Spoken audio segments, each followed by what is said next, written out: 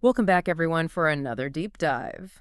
This time, we're going to be talking about bees. Bees? Yeah, and specifically, what would happen if all the bees suddenly disappeared? Oh, wow. Yeah, so we're taking our inspiration from this top 10 worst things list on a website called the Top Tens. Okay. And so obviously, it's a very casual website. It's just people voting on stuff. Yeah, yeah. But it kind of got us thinking like, what if bees really did all disappear? What would Okay. the consequences be? Yeah. And so that's what we're going to deep dive into today. Sounds good. So we'll go beyond just the obvious, like no more honey, Right. and really look at the ripple effects. I think people would be surprised to see how far-reaching those effects would be. Absolutely. So let's start with the most obvious, I guess, which is food. Yeah. The source here lists a bunch of things that would just be gone. Gone. Apples, oranges, cherries, blueberries, avocados. Wow. Yeah, this is like my grocery list. Yeah, a lot of produce. I know.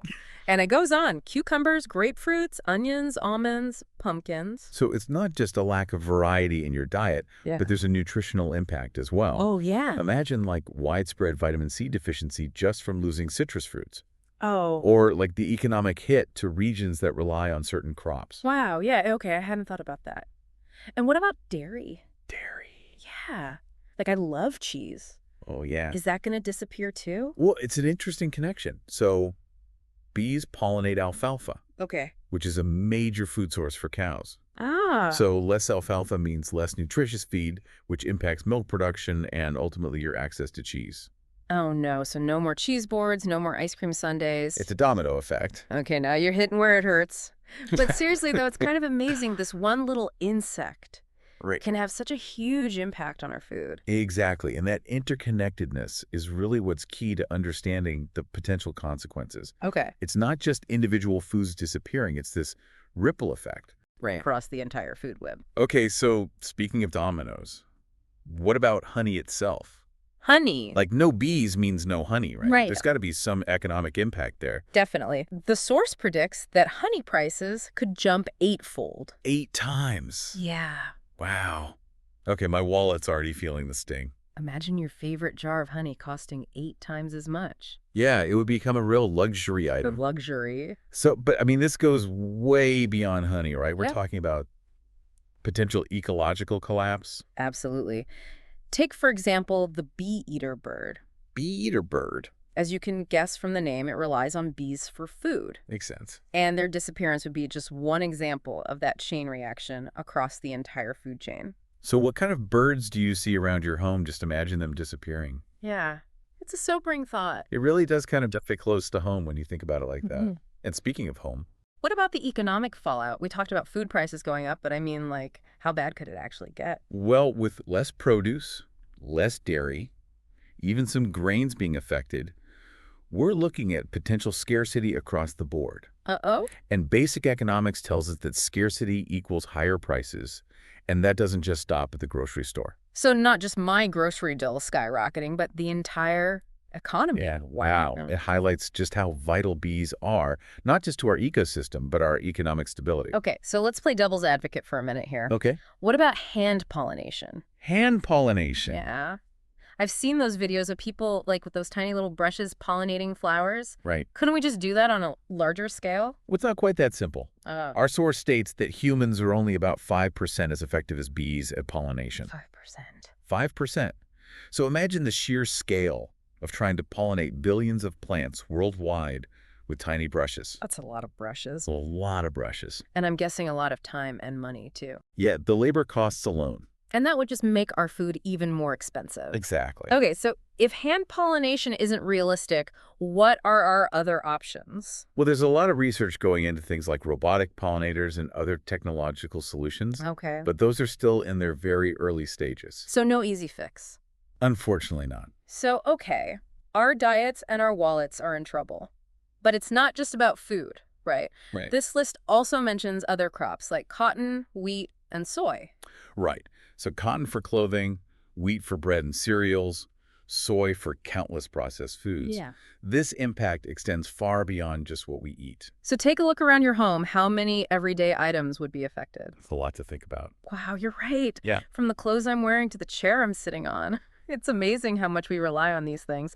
And if bees disappear, it all starts to unravel. The potential consequences of losing these crops are huge. Yeah. Our source even mentions the possibility of famines and economic crashes. Famines, economic crashes. I mean, that sounds pretty extreme. It does. Are those realistic possibilities? Well, they are worst-case scenarios. Okay. But it's important to remember just how interconnected our world is. We've already seen how losing bees would disrupt our food supply Right. and our economy, that those disruptions could easily snowball into larger global crises. Okay, now I'm starting to get a little worried.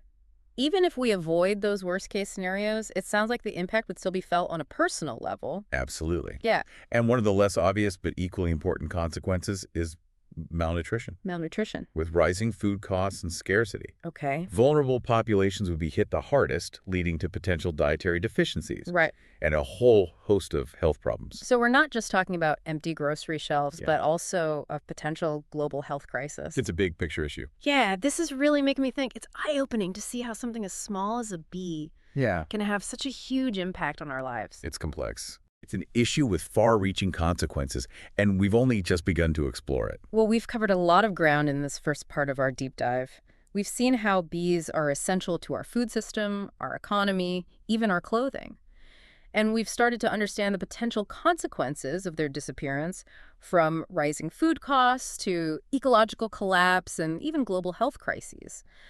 But it's not all doom and gloom, right? Right. Surely there are things being done to help bees. Absolutely. Awareness is the first step towards action, and thankfully there's a growing movement focused on bee conservation and habitat restoration. Okay. And we'll explore that in more detail in the next part of our deep dive. Okay, great. So stay tuned.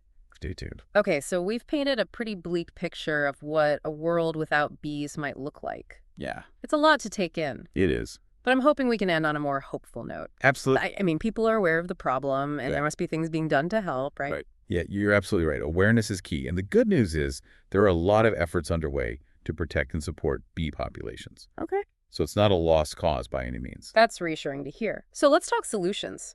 What can we as individuals do to make a difference? I'm not quite ready to become a full-time beekeeper, Right.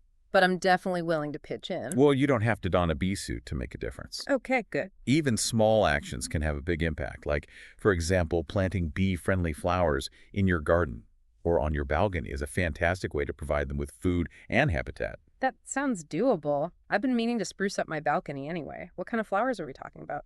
Well, bees are attracted to a wide variety of flowering plants, but some of their favorites include lavender sunflowers, coneflowers, and bee balm. Okay. They're not only beautiful, but they provide valuable nectar and pollen for bees. Okay, I'm adding those to my shopping list. Lavender sunflowers, coneflowers, and bee balm check.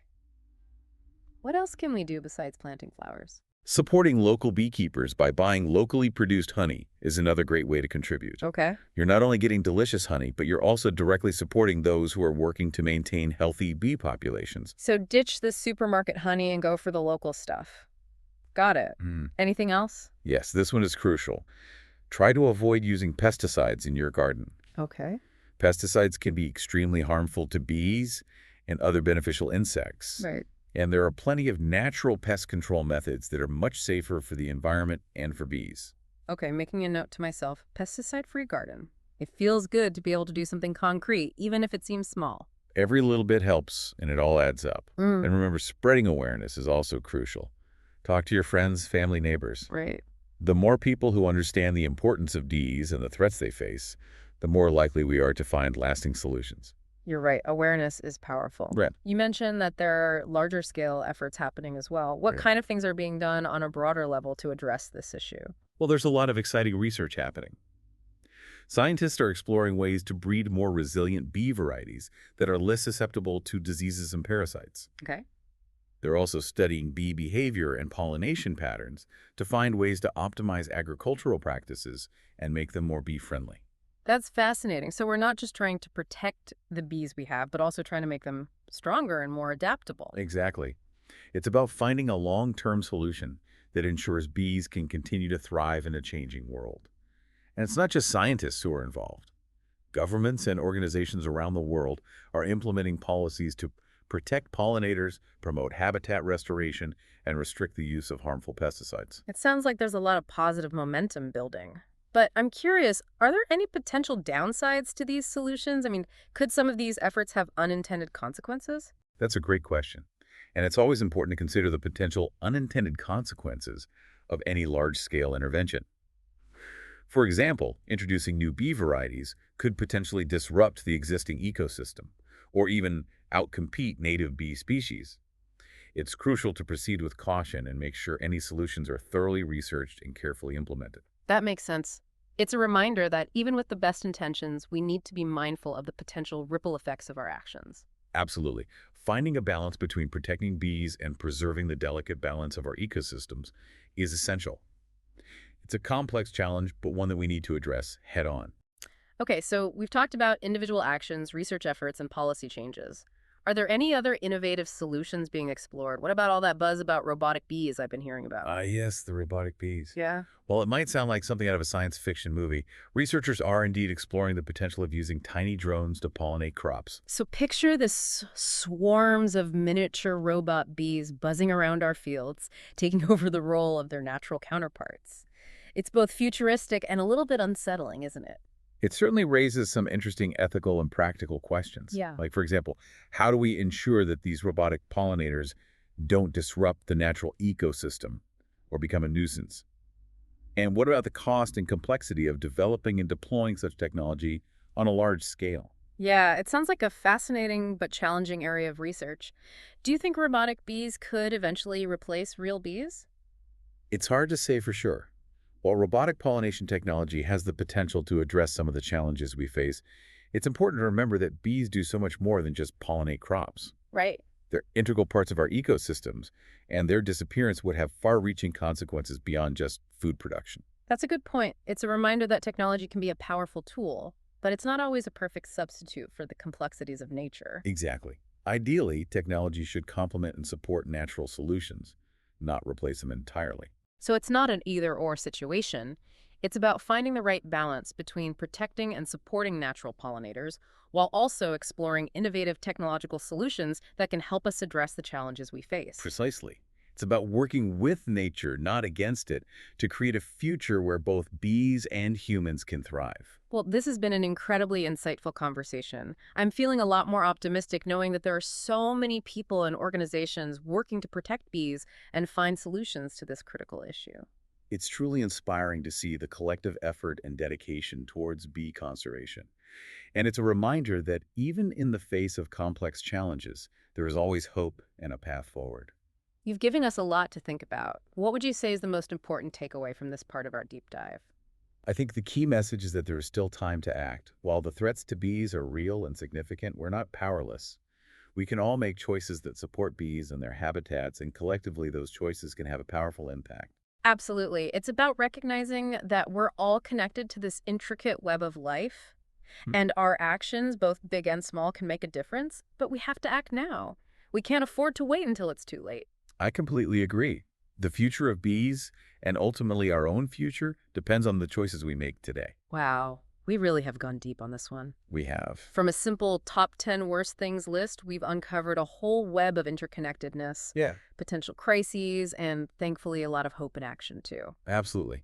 It's amazing how one seemingly small creature can reveal so much about our relationship with the natural world, It really is. and how our actions, for better or worse, has such a profound impact. Yeah, it's definitely made me look at my own grocery list, my garden, even my clothes in a whole new light. Yeah. So as we wrap up this deep dive into the apocalypse, what's the one key message you want our listeners to walk away with? Hmm. I think the key message is that the fate of bees is intertwined with our own. Their decline isn't just an environmental issue, it's an economic issue. It's a social issue and ultimately a human issue. Right. And while the potential consequences are serious, it's not too late to turn things around. Not at all. We've talked about individual actions like planting bee-friendly gardens and supporting local beekeepers. Right. We've learned about the incredible research and innovation happening to protect bees and develop more sustainable agricultural practices. Yeah. And we've seen how policy changes at the local and global levels can create a more bee-friendly world. Exactly. There's so much positive momentum building, and it's truly inspiring to see individuals, communities, and organizations coming together to make a difference. It really is. It's a reminder that even complex global challenges like this one can be tackled when we combine knowledge, action, and a little bit of hope. I agree. So for our listener out there, what's one small step they can take today to be a part of this positive change? I would encourage everyone to just learn more about bees and the challenges they face. Knowledge is power, and the more we understand, the better equipped we are to make informed choices and take meaningful action. There are tons of resources available online in libraries and even in your local community. Start exploring. Yeah, education is key. Yes. And once you've armed yourself with knowledge, don't be afraid to share it. Talk to your friends, family, neighbors, even strangers at the grocery store. Yeah. Spread the word about the importance of bees and inspire others to join the movement.